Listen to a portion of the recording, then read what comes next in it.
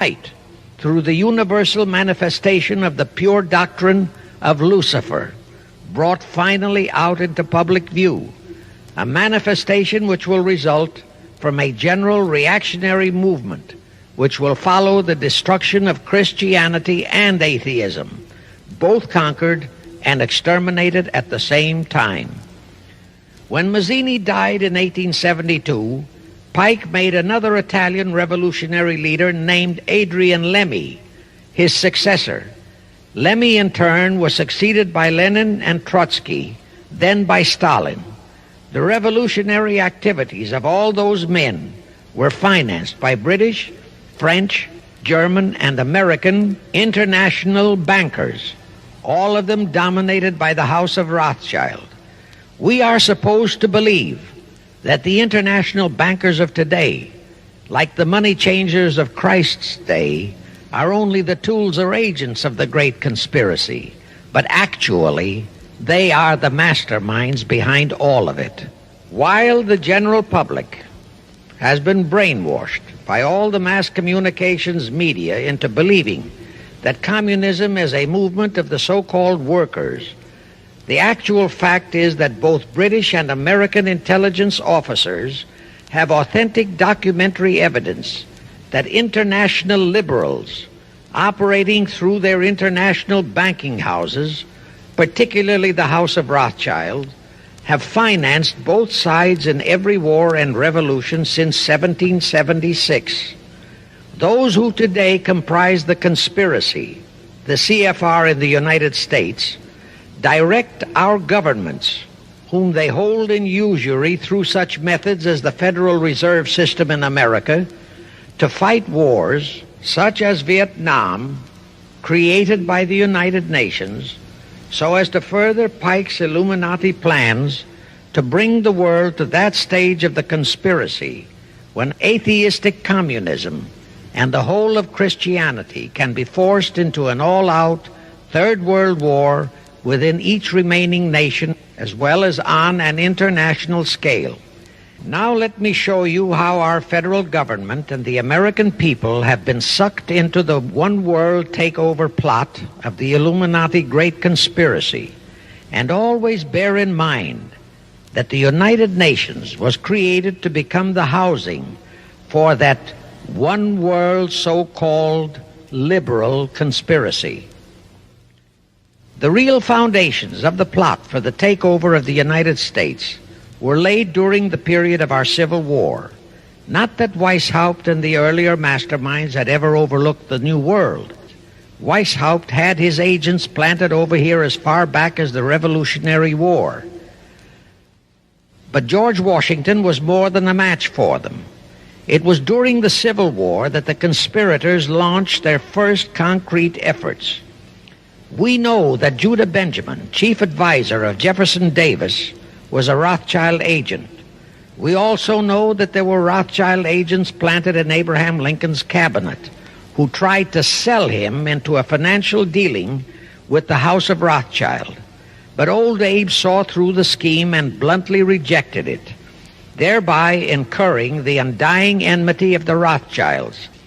Investigation of the assassination of Lincoln revealed that the assassin, Booth, was a member of a secret conspiratorial group. Because there were a number of highly important government officials involved, the name of the group was never revealed, and it became a mystery, exactly as the assassination of Jack Kennedy still is a mystery. Anyway, the ending of the Civil War destroyed, temporarily, all chances of the House of Rothschild to get a clutch on our money system, such as they had acquired in Britain and other nations in Europe. I say temporarily because the Rothschilds and the masterminds of the conspiracy never quit. So they had to start from scratch, but they lost no time in getting started. Shortly after the Civil War, a young immigrant who called himself Jacob H. Schiff arrived in New York. Jacob was a young man with a mission for the House of Rothschild. Jacob was the son of a rabbi, born in one of Rothschild's houses in Frankfurt, Germany. I won't go deeply into his background. The important point is that Rothschild recognized in him not only a potential money wizard, but more important, he also saw the latent Machiavellian qualities in Jacob that could, as it did, make him an invaluable functionary in the great one-world conspiracy. After a comparatively brief training period in the Rothschilds' London bank, Jacob left for America with instructions to buy into a banking house, which was to be the springboard to acquire control of the money system of the United States. Actually, Jacob came here to carry out 4 specific assignments. Number 1, and most important, was to acquire control of America's money system. Number 2, find desirable men who, for a price, would be willing to serve as stooges for the great conspiracy and promote them into high places in our federal government, our Congress, in the U.S. Supreme Court, and all federal agencies. Number 3, create minority group strife throughout the nations, particularly between whites and blacks. Number 4, create a movement to destroy religion in the United States, but Christianity to be the chief target. The headquarters of the great conspiracy in the late 1700s was in Frankfurt, Germany, where the House of Rothschild had been established by Mayer Anschelm, who adopted the Rothschild name and linked together other international financiers who had literally sold their souls to the devil. After the Bavarian government's exposure in 1786, the conspirators moved their headquarters to Switzerland, then to London.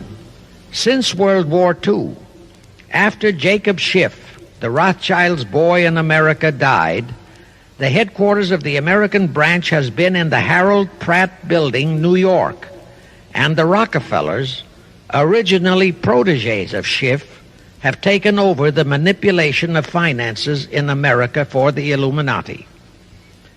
In the final phases of the conspiracy, the one-world government will consist of the king dictator, head of the United Nations, the CFR, and a few billionaires, economists, and scientists who have proved their devotion to the great conspiracy. All others are to be integrated into a vast conglomeration of mongrelized humanity, actually slaves. What you just heard was a very small piece of that recording. The full recording is well over 2 hours in length and is widely available online. Just Google Myron Fagan CFR or Myron Fagan Illuminati and you can find several versions of it. Please leave a comment below and tell us what you think about this. And also, don't forget to hit that like button. Until next time, thank you all for watching. God bless you all.